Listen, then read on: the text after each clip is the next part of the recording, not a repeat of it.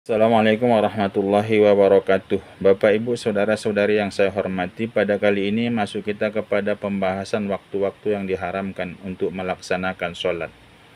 Waktu-waktu yang diharamkan untuk melaksanakan sholat itu ada 5 tempat. 3 tempat berhubungan dengan masa dan 2 tempat berhubungan dengan perbuatan sholat itu sendiri. Yang 3 tempat yang berhubungan dengan masa itu, yang pertama itu dari terbit matahari sampai yaitu naik matahari sekadar ramhin. Sekadar ramhin ini dijelaskan dalam kitab ini, satu ramhin itu sama dengan 4 derajat. 1 derajat itu sama dengan 4 menit. 4 kali 4 adalah 16 menit.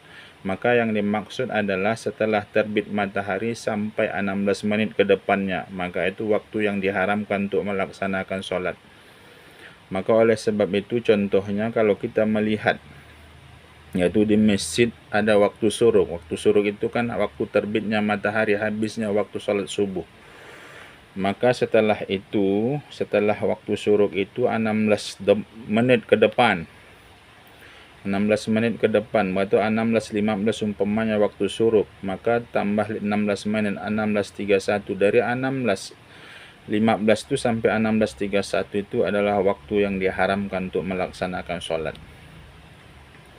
Dan yang kedua yang diharamkan untuk melaksanakan sholat itu adalah matahari pas di atas kepala, yaitu waktunya sesaat, yaitu setelah dia condong ke barat sedikit, bayang-bayang sudah mengarah ke timur, maka sudah hilang waktu haramnya. Dan yang ketiga adalah waktu diharamkan untuk melaksanakan sholat itu adalah yaitu matahari sudah di ujung barat sana, maka sudah nampak warna kekuning-kuningan sampai tenggelam matahari, maka itu waktu yang ketiga diharamkan untuk melaksanakan sholat. Ini 3 waktu yang berhubungan dengan masa. Adapun 2 waktu yang berhubungan dengan perbuatan, yaitu pertama adalah setelah sholat subuh hingga terbit matahari, yaitu setelah sholat asar, setelah sampai tenggelam matahari.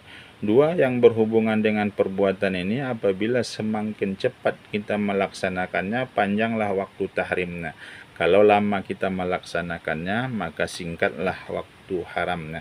Bapak, Ibu, saudara-saudari yang saya hormati, sholat itu pada prinsipnya dibagi kepada 4.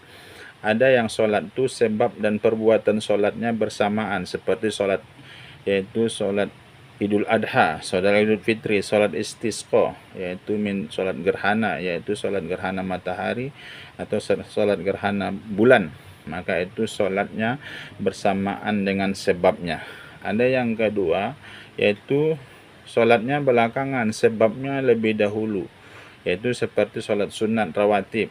Udah masuk dulu waktu sholat, baru boleh kita melaksanakan sholat sunat rawatib. Apakah itu sholat sunat rawatib? Qabliyah zuhur, qabliyah asar, qabliyah maghrib, qabliyah isya, qabliyah subuh. Kalau sudah masuk waktunya lebih dahulu, baru boleh kita melaksanakannya. Ini 2 waktu sholat ini, yaitu sebabnya dan sholatnya bersamaan, dan juga sholatnya belakangan, sebabnya lebih dahulu. Maka yang 2 sholat ini tidak haram di 5 tempat itu. Termasuk adalah orang yang mengqadha sholat. Orang yang mengqadha sholat maka juga tidak diharamkan di tempat itu, kecuali orang yang menyengaja mengqadha sholat itu, dicarinya tempat-tempat yang diharam, waktu-waktu yang diharamkan itu baru diqadhanya sholat. Maka orang yang mengaja mengqadha sholat di waktu-waktu yang haram itu, maka hukumnya haram. Tapi kalau dia memang membiasakan diri habis sholat, yaitu umpamanya habis sholat zuhur dia qadha sholat zuhur, habis sholat asar dia qadha sholat asar, habis sholat maghrib dia qadha sholat maghrib, habis sholat isya dia qadha sholat isya, habis sholat subuh dia qadha sholat subuh. Maka ini tidak sengaja, dia tidak menyengajakan mencari di tempat itu, karena cuma supaya mudah dia mengingat mengqadha sholat yang dia tinggalkan itu, maka dia buat seperti itu. Pada posisi yang seperti ini tidak diharamkan kita melaksanakan qadha sholat yang di 5 tempat yang diharamkan itu. Adapun yang diharamkan dalam di 5 tempat itu adalah seperti sholat sunat yang sebabnya belakangan. Mana diantaranya sholat sunat ihram, yaitu kita sholat sunat dulu baru ihramnya belakangan. Sholat istikharah, sholat sunat kita lebih dahulu baru memilihnya belakangan. Seperti salat sunat khuruj, ya keluar dari rumah, yaitu salat sunat lebih dahulu baru kita keluar dari rumah. Yaitu salat sunat safar, yaitu salat sunatnya dulu baru kita musafir. Atau yang berikutnya adalah salat sunat hajat, yaitu salat sunatnya dulu baru hajatnya kita dapat setelah salat sunat itu. Bapak Ibu saudara-saudari yang saya hormati, ini sholat sunat yang sebabnya belakangan ini hukumnya haram. Dan juga yang diharamkan di 5 tempat itu sholat sunat mutlak yang tidak ada sebabnya sama sekali. Sholat mutlak ini tidak ada sebabnya sama sekali. Kapanpun boleh kita melaksanakannya. Habis sholat subuh, habis sholat zuhur kita laksanakan sholat sunat mutlak. Tapi di 5 tempat ini diharamkan sholat sunat mutlak. Kenapa? Sholat sunat mutlak ini tidak ada sebab. Di antara sholat sunat yang tidak punya sebab itu salah satunya adalah sholat sunat mutlak sebagaimana tidak tadi saya jelaskan. Dan yang kedua adalah sholat sunat tasbih. Inilah beberapa sholat sunat yang diharamkan di 5 tempat itu. Bapak, Ibu, saudara-saudari yang saya hormati, adapun yang di 5 tempat yang diharamkan itu tidak berlaku pada Masjidil Haram. Kalau kita pun melaksanakan sholat sunat ihram di Masjidil Haram, ataukah kita melaksanakan sholat sunat istikharah, tapi kalau sholat sunat ihram nggak mungkin dilaksanakan di Masjidil Haram, karena itu di tempat miqat. Sebelum kita melaksanakan ihram, maka kita sholat sunat lebih dahulu, yaitu di miqat yang kita ambil, baru kita melaksanakan sholat sunat ihram. Adapun sholat sunat istikharah terlaksanakan di Masjidil Haram, maka itu tidak diharamkan walaupun masuk di waktu-waktu yang haram itu.